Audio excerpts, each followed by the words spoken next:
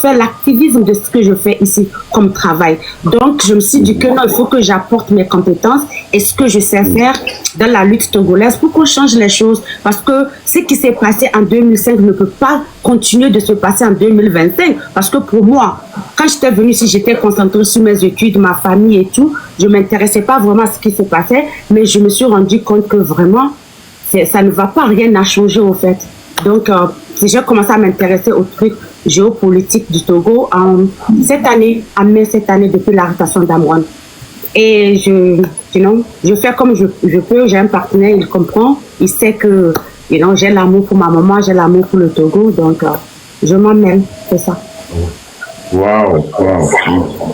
Donc ça veut dire qu'en réalité, vous ne faites pas de la politique, mais le fait que vous ayez vécu certaines exactions au Togo et vu aussi que Amron a été pris comme ça et martyrisé, et donc vous vous êtes jeté dans cet activisme politique et vous vous battez aux côtés des Togolais, n'est-ce pas?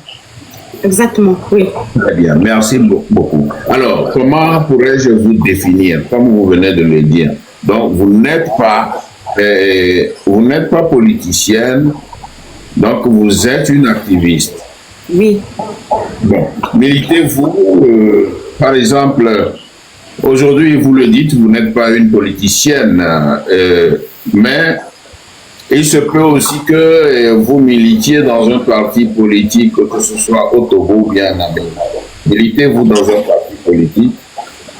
Pas du tout. Mais moi, personnellement, l'organisation avec laquelle je travaille ici s'appelle Tahrir Center et l'organisation s'intéresse à la... Comment il s'appelle l'organisation? Ça s'appelle Tahiri Justice Center. Ça veut dire que c'est-à-dire que c'est une association qui s'intéresse à la vie humaine des femmes, des enfants et des femmes abattues, n'est-ce pas? Et moi, ce que j'ai constaté depuis mai, quand j'ai commencé à m'intéresser aux histoires togolaises, j'ai remarqué que au Togo, la vie humaine n'est pas respectée. Et ça m'a donné un déclic.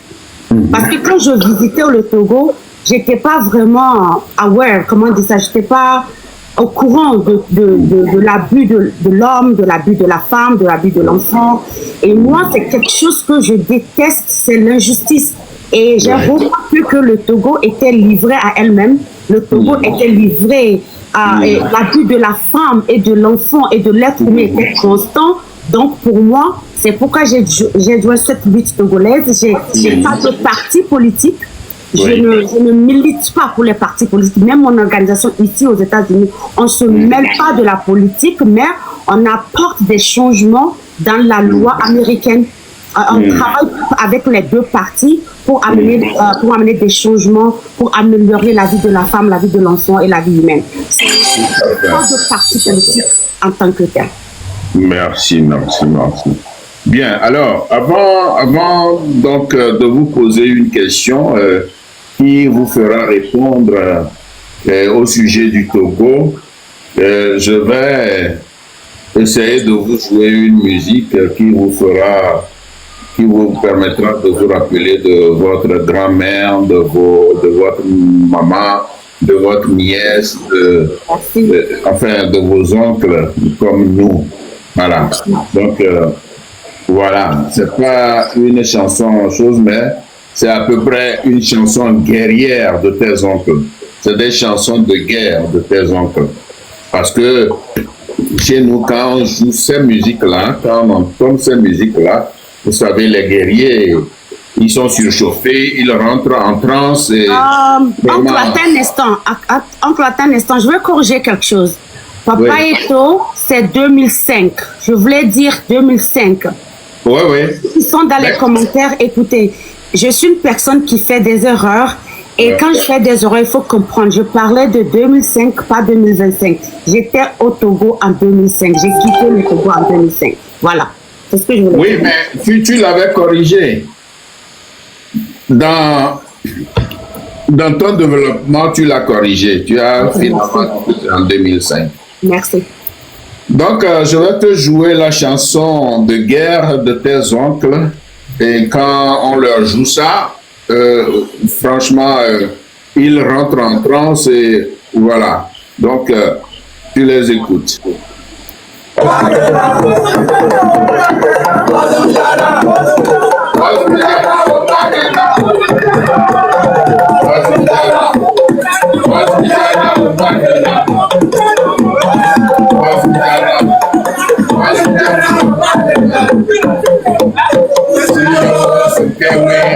Ah, ça là, de la mort n'est rien.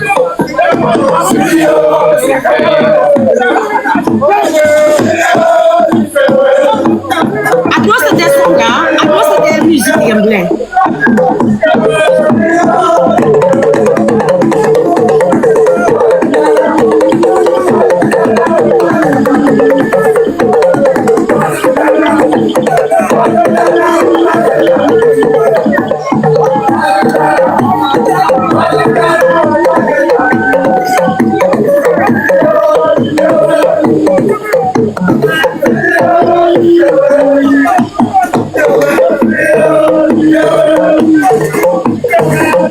Voilà, je ne vais pas jouer ça comme donc. Donc, devant un Kotokoli, quand on joue ces morceaux, donc devant un guerrier, le guerrier n'a pas peur de la mort. Donc, la mort n'est rien pour un guerrier. Donc, quand tu te jettes dans la bataille, c'est soit pour vaincre, soit pour mourir. C'est la chanson des guerriers, la chanson de tes oncles, hein, les Kotokoli. Et puis, ils disent aussi, demandez à vos parents qui sont les vainqueurs, qui sont les premiers, qui sont ceux qui dépassent les autres. Posez la question à vos parents. Donc, c'est ce qu'ils venaient de chanter. Donc, c'est des chansons de guerre chez les Kotokoli, chez les Tim. Et vous voyez que quand il y a, par exemple, une manifestation, et en 2017, pendant que le PNP avait soulevé le peuple, vous avez eu l'habitude d'écouter ces chansons-là qui éveillent le peuple, qui met la jeunesse Tim ou Kotokoli en transe, et là, ils avancent toujours, ils n'ont peur de rien. Voilà. Donc, alors, je m'en vais vous poser la question suivante. Pourquoi êtes-vous tellement attaché au Togo plutôt qu'au Niger, puisque votre père est nigérien et votre maman togolaise? Avez-vous des ambitions politiques plus tard au Togo ou quoi? Merci pour la question. Je vais essayer de la répondre comme je peux. Je m'intéresse tant au Togo parce que si, tu vois, dans d'autres cultures, par exemple au Ghana, si ta maman est togolaise et que ton père est du Niger, tu es togolaise plus que tu es nigérienne. Bah, en dehors de tout ça, c'est parce que, à vrai dire, j'ai aimé le Togo quand ma maman m'a amené en vacances. J'ai adoré le peuple togolais. J'ai vécu des affaires. C'est-à-dire que j'ai connu la plage à Lomé. Au Niger, il n'y a pas de plage. C'est au Togo que j'ai connu des plages. C'est au Togo que j'ai eu des amis où on sortait.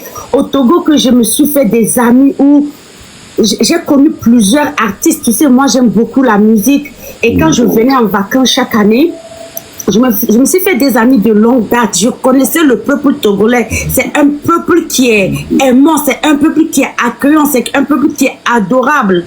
Donc, je me sentais plus togolaise que nigérienne. Et je ressemble beaucoup à ma maman. Donc, si tu vois mon père et que tu me vois, tu vas te dire que mais c'est pas possible. Pourquoi elle est si courte? Pourquoi elle est si grosse? Mon papa est élancé. Tous mes frères sont élancés. Et moi, je suis typical. Je suis plus togolaise que je me sens nigérienne. Parce que j'ai l'amour pour ma mère. Et quand je me suis rendu compte que ce peuple est vraiment asservi et abattu, je ne peux en aucun cas fermer les yeux là-dessus. Voilà, c'est simple. J'ai pas d'ambition politique. La politique, c'est pas ma chose. C'est pas quelque chose que je m'intéresse à. Je suis de nature très... J'aime trop m'amuser. J'aime trop trop vivre vraiment pour faire la politique, parce que je sais que la politique, c'est un jeu qui n'est pas vraiment, qui n'est pas fait pour moi. Donc, j'ai pas d'ambition politique. Très bien. Merci beaucoup, merci. Bien, alors, on évolue. Qu'est-ce qui a déclenché un déclic en vous pour que vous vous jetiez dans cette lutte? Bien sûr que vous veniez de nous expliquer cela, mais est-ce la situation du Togo qui vous a qui a créé en vous cette ferveur de vous battre pour le pays de votre maman? À vrai dire, j'ai observé depuis mai, parce que j'étais sur TikTok bien avant mai, mais je postais mes petites vidéos de motivation, puis j'ai quitté là. J'ai une vie vraiment chargée. Donc, je n'avais pas le temps vraiment d'être sur TikTok. Mais depuis mai, avec l'arrestation d'Amron, l'abus qu'ils ont infligé sur Amron et sous les panels, avec tout ce que j'ai appris qui se passait au Togo, que j'étais pas vraiment au courant de ce qui s'est passé, ce qui s'est passé au Togo, mais en écoutant des panels en panel, en écoutant la réalité du peuple togolais, parce que à vrai dire, même quand moi je visitais le Togo, je n'ai jamais su que il y a des hôpitaux comme les CHU de Togo, parce que moi, quand je visitais Togo et que j'étais malade, on partait dans des cliniques. On partait dans des cliniques de référence, donc je ne savais pas la réalité que vit le peuple togolais. Mais quand j'ai écouté les lives, quand j'ai vu les vidéos de Ferdinand Haïté, quand j'ai vu la souffrance et la réalité du peuple togolais, je me suis dit que non, c'est pas possible. En aucun cas, je vais ignorer ce peuple que ma mère a tant adoré. Parce que ma mère, je me rappelais quand elle venait au Togo, elle venait visiter, parce qu'elle était entre le Togo et le Niger. Mais je vous dis qu'elle aime son peuple. J'ai vu comment elle adorait son peuple. Elle amenait des cadeaux à tout le monde. Et je me suis dit que non, à aucun cas, je veux permettre cela et que je ferai de mon mieux pour que les choses changent au Togo. Vraiment, c'était ça mon déclic. L'arrestation d'Amron, la souffrance et l'injustice infligée au peuple togolais, pour moi, c'est ça qui a créé mon déclic pour joindre la lutte togolaise.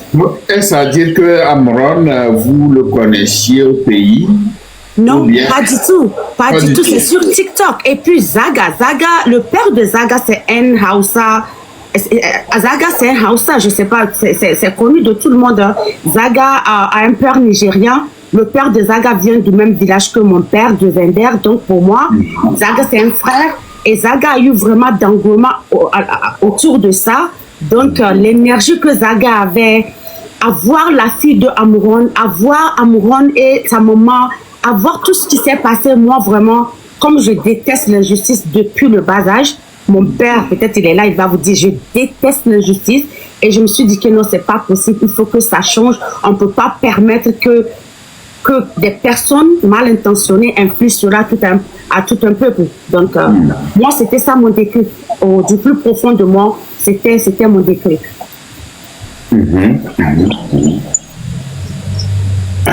Bien, et comme nous parlons de Zaga, vous avez parlé de Zaga, et donc je voudrais aussi on vous a vu aux côtés du M66, surtout lors des manifestations aux Nations Unies. Et vous étiez aussi avec Joe Kwasi. Joe Kwasi, l'artiste chanteur. Bien. Alors, qu'est-ce que vous avez à dire? Quelle analyse faites-vous sur le M66? Ou plutôt, que pensez-vous de ces valeureux fils du M66?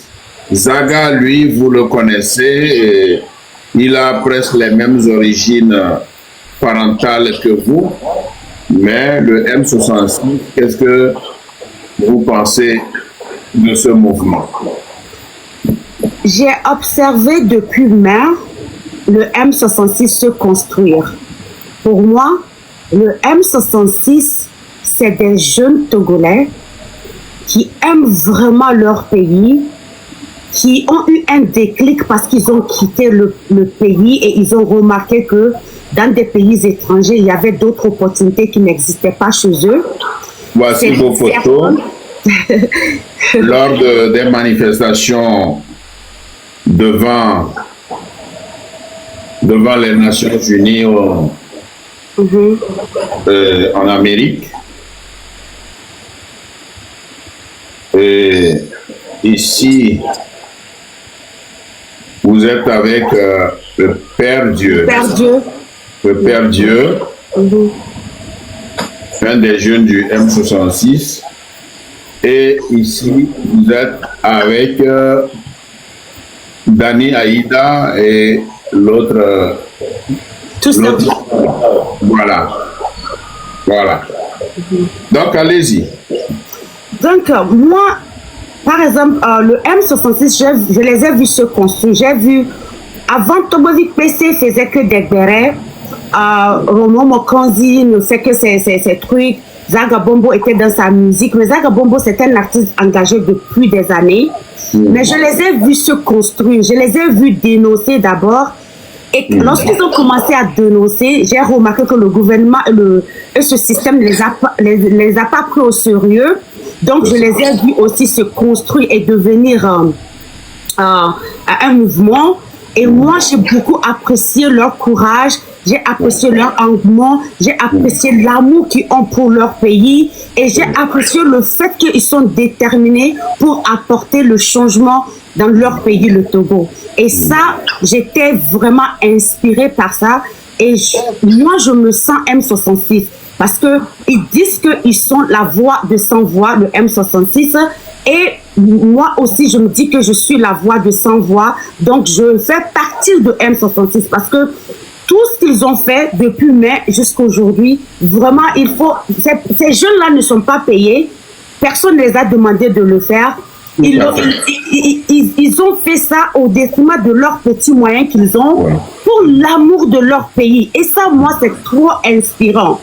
C'est trop inspirant. C'est des personnes qui ont l'amour du Togo plus que nos dirigeants aujourd'hui au Togo. Et pour moi, j'ai beaucoup de respect pour le M66. Et quand j'ai appris ce qu'ils voulaient faire à New York, je me suis dit qu'il faut que je sois là-bas pour supporter cela. Parce que c'est vraiment, c'est pas facile ce qu'ils ont fait. C'est vraiment beaucoup de travail. Et vraiment, ils ont fait un travail impeccable là-bas. Donc, j'étais vraiment, j'avais eu l'honneur de partir et de les supporter et d'être là-bas et voir tout ce qui s'est passé. Le Père Dieu vraiment aussi a fait un travail impeccable. À un moment donné, il s'est même croisé avec le ministre Doucet et il a demandé des questions que M. Doucet n'a pas pu répondre malheureusement. Mais je sais que ces jeunes-là font un travail impeccable. C'est des jeunes à supporter. C'est des jeunes vraiment à féliciter pour le travail acharné qu'ils font. Et moi, je serai toujours là pour les supporter et pour faire tout ce qu'il faut pour que ce mouvement aille de l'avant. Tout à fait. C'est bien, c'est bien. Enfin, nous sommes tous convaincus que ces jeunes du M66 font un travail formidable. Ils se sacrifient.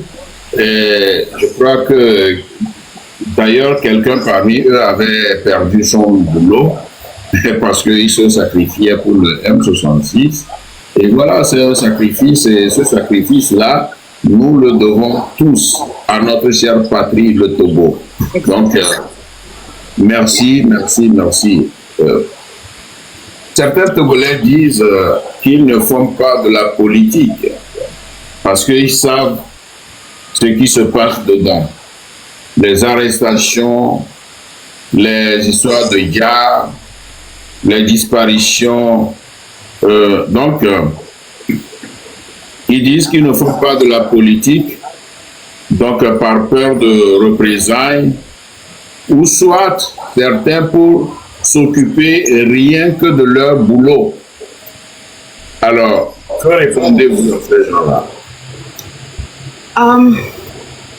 D'abord, je veux dire à tout le monde, à tous les Togolais, que tu fasses la politique ou pas, la politique te fait. Et moi, j'ai l'habitude de dire cela. Parce que la politique, est dans ta maison, la politique est dans ton foyer, la politique est dans ton niveau de vie, la politique est partout. Et parler des problèmes géopolitiques de ton pays ou bien dénoncer ce qui se passe dans ton pays ne veut pas nécessairement dire que tu fais la politique. Au fait, c'est une manipulation de la part de ce système qui a su convaincre le peuple togolais que quand tu dénonces, quand tu parles parce que moi, personnellement, je ne connais rien de la politique. Je n'ai pas étudié science politique. J'ai étudié d'autres choses que ça. Mais je vous dis que il est important et nécessaire que les Togolais comprennent que le système utilise cela. C'est-à-dire qu'il te dit ne fais pas la politique. Mais eux, leurs enfants, eux-mêmes, ils sont en train de faire la politique. Et ça t'affecte dans tout ce que tu fais. La politique affecte l'argent que tu as. La politique affecte le degré de niveau de vie que tu as. Donc, j'invite tous les Togolais à comprendre que dénoncer, parler, s'exprimer n'est pas faire de la politique. Et lorsqu'il s'agit du Togo, il est très important qu'on comprenne que le Togo a besoin de nous tous. Le Togo a besoin que nous tous, on commence à parler, à dénoncer. Parce que ce système qu'on a aujourd'hui au Togo, tant qu'il n'y a pas l'esprit du compatriotisme, l'esprit du sacrifice, et la détermination de libérer notre pays, je vous dis qu'on ne sera jamais libre. Donc, on a besoin de nous tous, de commencer, de mettre la peur de côté et de se dire que oui, je vais faire cette politique-là dont on m'interdit. Parce qu'il est important de le faire en voyant la situation dans laquelle le Togo se trouve aujourd'hui. Wow. Merci beaucoup, merci pour la réponse. En tout cas, qui veut se battre pour son pays ne doit pas avoir peur. Tant que le pays est malade, vous aussi, vous ne serez pas libre. Donc, autant se lever, se battre pour libérer sa patrie en danger. Voilà. Bien, je vous fais écouter ceci avant.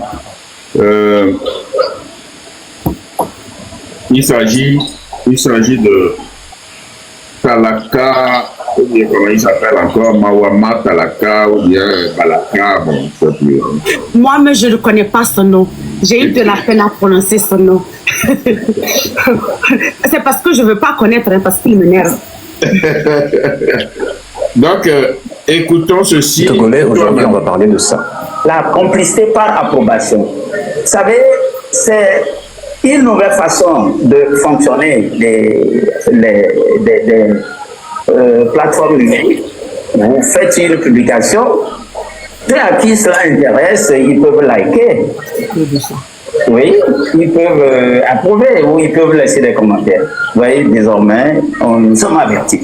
Nous pouvons être recherchés pour ces gestes qui approuvent la publication illicite. Monsieur le procureur, nous avons bien compris. Nous avons compris que pour vous, tout ce qui dérange le pouvoir devient une menace. Nous avons compris que derrière le mot illicite, vous ne désignez pas ce qui met réellement en danger la nation, mais ce qui met en lumière vos failles, vos abus, vos contradictions. Un contenu devient dangereux dès qu'il expose une vérité que vous auriez préféré taire. Un commentaire devient criminel dès qu'il exprime une opinion qui n'entre pas dans votre narration officielle. Un simple like, un partage, une publication suffisent désormais à faire de n'importe quel citoyen un suspect. Dites-nous, monsieur le procureur Mawana Takala, qu'est-ce qu'il y a de si dangereux dans le fait qu'un citoyen s'exprime dans sa frustration, son désespoir et sa colère? Le Togolais n'est pas partisan de la violence. Le Togolais n'a pas besoin d'armes pour se défendre. Depuis des années, il endure en silence. Et quand il prend enfin la parole sur Facebook, sur X, sur WhatsApp, ce n'est pas pour détruire, mais pour exister, pour dire regardez-nous, comprenez-nous. C'est cela, monsieur le procureur, que vous appelez une menace. Au lieu de faire taire ces voix, pourquoi ne pas les écouter? Pourquoi ne pas crier au sein de votre ministère une cellule chargée, non pour censurer, mais pour analyser les communications du peuple? Non pas pour finir, mais pour comprendre. Car derrière chaque publication, chaque commentaire, chaque numérique, il y a une souffrance réelle. Un appel à l'aide que le gouvernement devrait considérer comme un indicateur social et non comme une faute pénale. Monsieur le procureur Mawana Takala, ce peuple que vous voulez soulever n'est pas votre ennemi, c'est votre miroir à vous. Et quand il part, même dans la douleur, il vous donne une chance, celle d'apprendre, de corriger, de reconstruire la confiance. Faire taire un peuple n'a jamais apporté la paix. Mais l'écouter sincèrement, c'est peut-être la seule voie qui mène à la stabilité que vous prétendez défendre. Voilà. Bien, vous avez bien dit, et vous avez élevé votre voix contre celle du procureur de la République, Talaka Mawana, bon, qui, pour lui, celui qui commente ou celui qui publie quelque chose qui est illicite doit aller en prison. Celui qui commente aussi doit aller en prison. Et vous avez élevé votre voix pour le dire. Mais pourquoi vous, cette expression de colère envers cet homme-là? C'est l'autre qui danse. J'ai appris le mot là chez un ami qui s'appelle le Manu Congo, avec qui je fais les vidéos. C'est l'autre qui danse ou c'est là, je sais pas, c'est l'audacité de croire que eux, ils ont la capacité de contrôler le peuple togolais de cette façon. Et rien ne se passe. C'est l'autre qui danse de penser qu'ils peuvent se moquer de notre intelligence. C'est de penser qu'ils sont les seuls à pouvoir, je sais pas, agresser le peuple. Et ça, nous, on ne peut pas le permettre. Cette génération, on ne va pas les permettre cela. On doit les rappeler qu'il y a des Togolais et des Africains qui sont éduqués. Il y a des Togolais et des Africains qui refusent de laisser leur peuple être martyrisé de la façon dont il faut. Mais oncle, ils ont tout fait au Togo. Ils ont mis les gens en prison. Ils ont déjà les gens. Ils ont tout fait. Maintenant, ils viennent maintenant sur l'Internet pour nous dire qu'on ne peut pas utiliser nos propres téléphones, on ne peut pas utiliser qu'on a acheté avec notre propre argent, notre propre Internet, notre propre droit, notre propre être. Mais c'est-à-dire que notre propre personne pour faire ce qu'on veut, même, non, il est allé trop loin. Il est allé trop loin. Et ça, on ne va plus jamais les permettre de faire ces choses-là tant qu'on ne vient pas les contredire et leur ramener à leur place et dévoiler la raison pour laquelle ils font ça. Parce qu'il y a une raison. On doit éveiller le peuple. Le peuple doit comprendre les raisons derrière tous ces agissements et tous ces trucs-là qu'ils font. Il y a une raison, c'est juste pour faire taire le peuple et on ne va pas leur permettre cela. Merci, Manias. Bien, maintenant, je t'invite à écouter une chanson.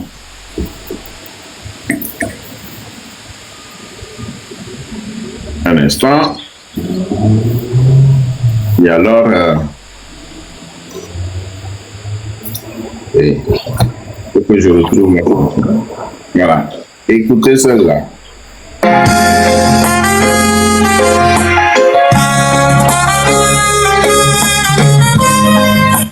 Apprêtez-vous à la commenter quand vous l'aurez écoutée. Je pense bien. C'est le nom de sa maison de musique, je ne suis pas sûre. C'est quelqu'un, c'est un artiste engagé ivoirien que j'apprécie beaucoup. Donc, il a lancé un appel aux artistes de la chanson, aux poètes, aux griots.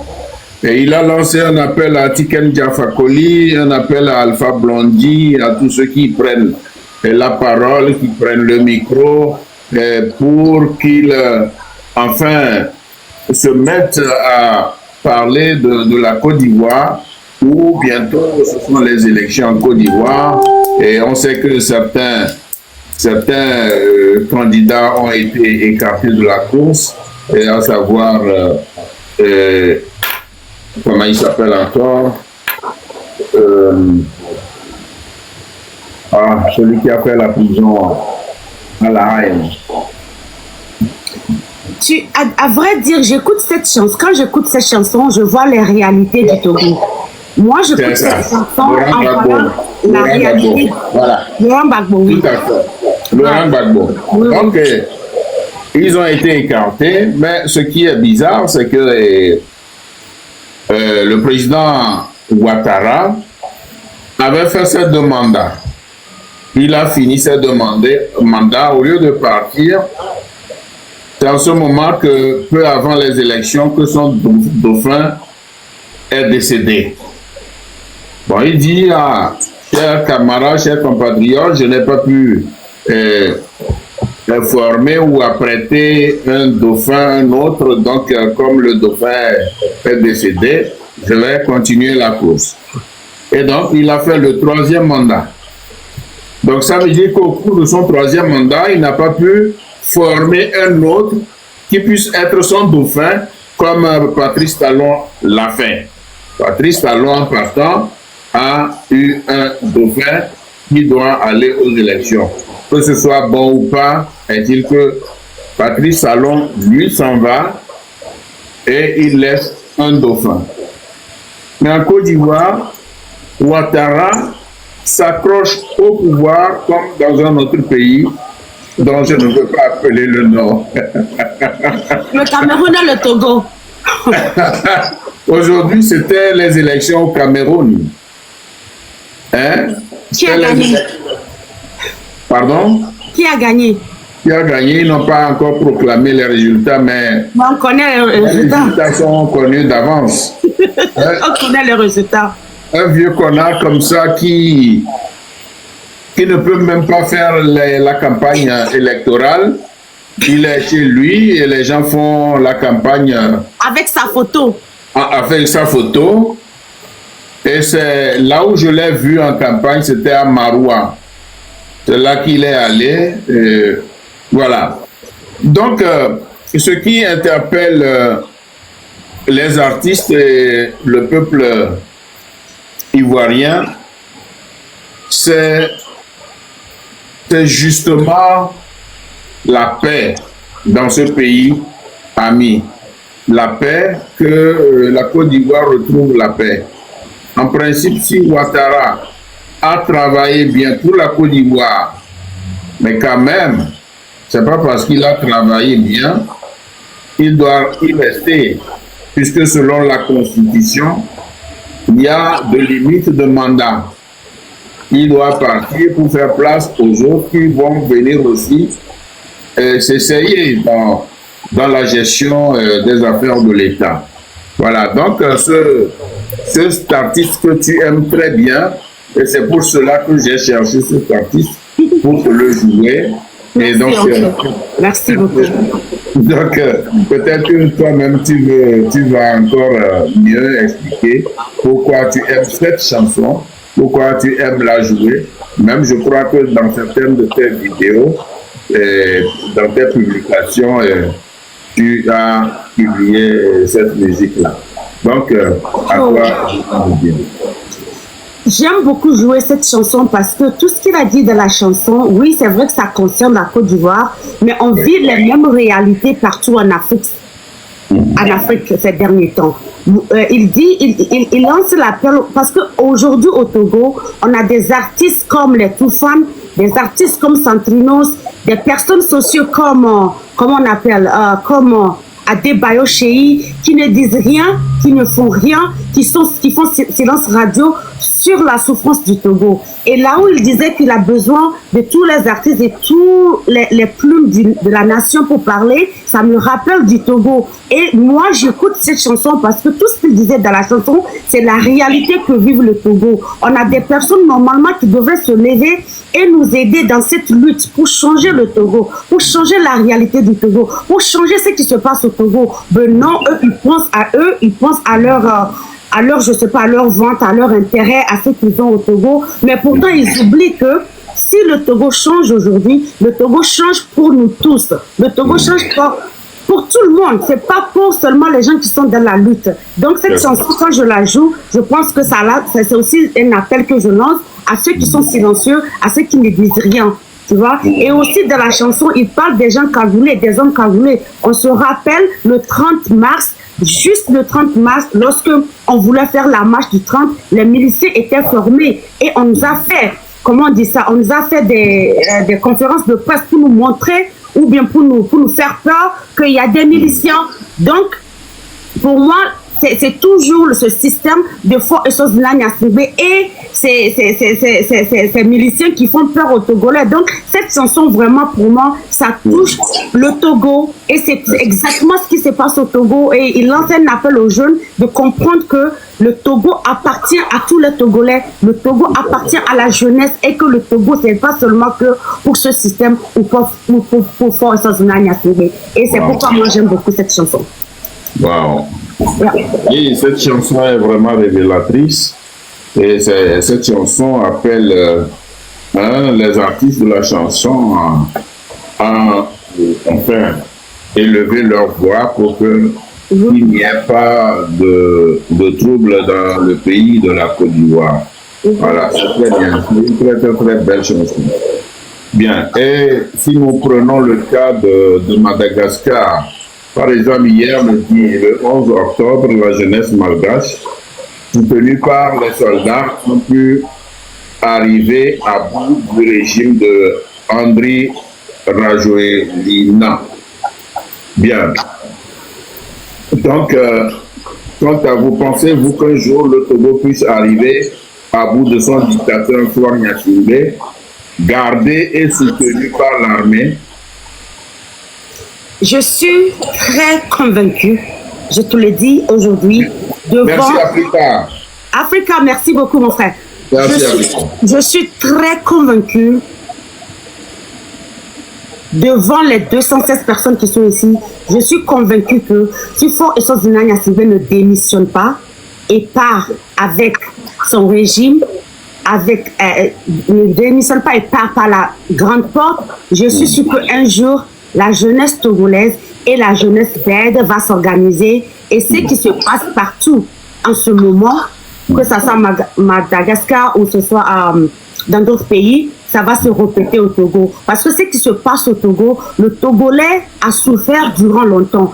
Le peuple togolais et la jeunesse togolaise a souffert durant 58 ans. On a fait 58 ans sans alternance. Ça dit que c'est les 38 ans de Yadema, avec les martyrisations, les arrestations, les jaili. Et lui, avec ses 20 ans, la même chose. C'est comme si le Togo, c'est comme s'il est assis sur un volcan qui bout en bas. Et tu sais que le volcan, ça boue. À un moment donné, ça éjecte.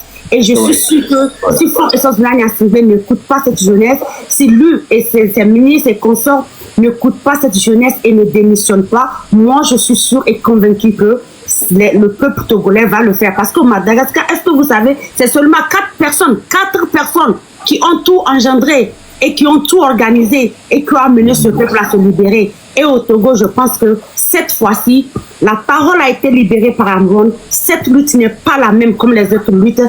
On va la faire et on aura la victoire et on va gagner. Faure Eswatini Nyasingbe va démissionner, il va partir où il y aura pas de reste. On va pas lui laisser faire. J'ai confiance à ce que le M66 fait.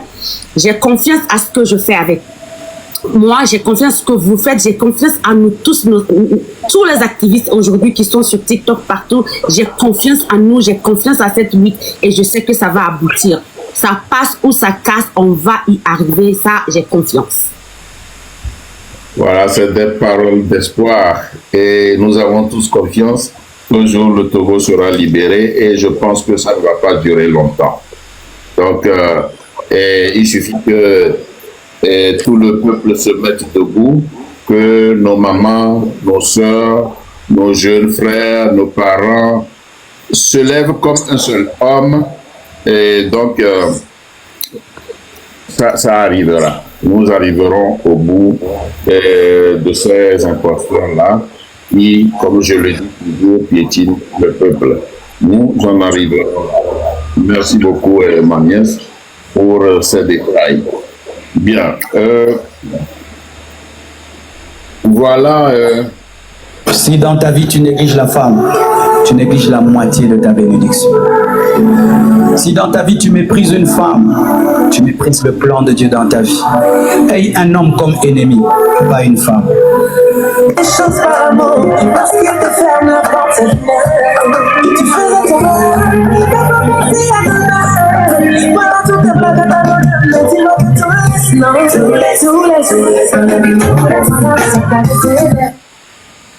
Vous la connaissez, hein? Oui, bien sûr. Oncle, j'ai su tomber sur sa page une semaine. Et j'étais ébahie par cette dame-là. J'étais inspirée par elle. J'étais vraiment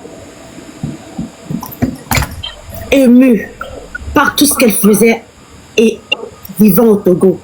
Et quand j'ai appris son arrestation et tout ce qui se passe avec elle, j'étais vraiment dessus de ce système. J'étais dessus du système de forces de l'Assemblée sacrée. J'étais dessus qu'ils vont aller jusqu'à arrêter une femme.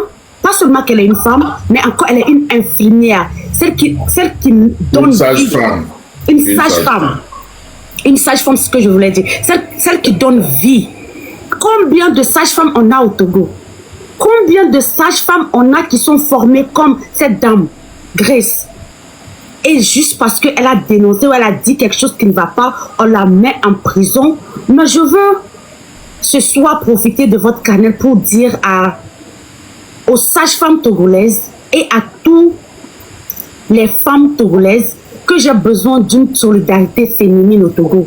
Que ce soit avec les docteurs, que ce soit avec les sages-femmes, que ce soit avec même les mamans, les tatas. Tout le monde au Togo doit se lever pour la libération de cette femme-là. Parce qu'elle ne mérite pas être là-bas. Moi, je fais pire que ça dans des ministères, ici, je fais des choses pour changer la loi. Je vais loin pour faire des pétitions. Je vais dans des ministères, je fais des trucs, on me donne des awards avec les mêmes choses que Grace a faites. Bonsoir Lolita. Bonsoir Lolita. Bonsoir Tata Lolita. Aux États-Unis, j'ai des awards, mais au Togo, on met une femme qui essaie d'être activiste, qui essaie de parler des réalités de son pays, on lui met en prison. Je pense que c'est injuste et je pense aussi que c'est très lâche. Très très lâche, je n'aime pas insulter, surtout moi, pas devant mon oncle, mais c'est très lâche de la part de ce gouvernement d'arrêter une sage-femme, une femme, une maman devant ses enfants. Est-ce que ce gouvernement oublie, ce que ce système oublie? Ils sont en train de créer des traumatismes générationnels parce qu'ils ont arrêté cette dame-là devant ses enfants. Est-ce qu'ils savent ce que ça veut dire? Est-ce qu'ils savent ce que ça fait? Est-ce que ça va coûter? On a besoin, ça dit qu'on doit tout faire, peuple togolais. On doit se battre matin et soir pour libérer le Togo, pour qu'on ne finisse pas avec une génération dans un pays que tout le monde est traumatisé. Parce qu'on aura à dealer avec beaucoup de choses. Parce que quand on arrête quelqu'un, quand on arrête des prisonniers d'opinion, des prisonniers politiques qu'on rencontre, on laisse des femmes traumatisées, des enfants traumatisés, peut-être qu'ils ne peuvent jamais se remettre. Donc, peuple togolais, on a intérêt à se battre. On a intérêt à s'investir et à parler de ce qui se passe au Togo. Vous qui êtes de loin, qui observez, le Togo vraiment a besoin de nous tous pour qu'on puisse s'organiser, pour qu'on puisse se structurer, pour qu'on puisse libérer le Togo. Parce que ce qui se passe au Togo est injuste. Le droit de la femme est vraiment menacé. Le droit de l'enfant est menacé. Justement, parce que Fort le fait, personne ne réagit, continue de le faire. Et parce que Fort ne respecte pas la femme, Fort bafoue la dignité de la femme. Un homme qui respecte la femme n'agirait pas comme ça. Ces femmes-là, qu'est-ce qu'elles ont fait?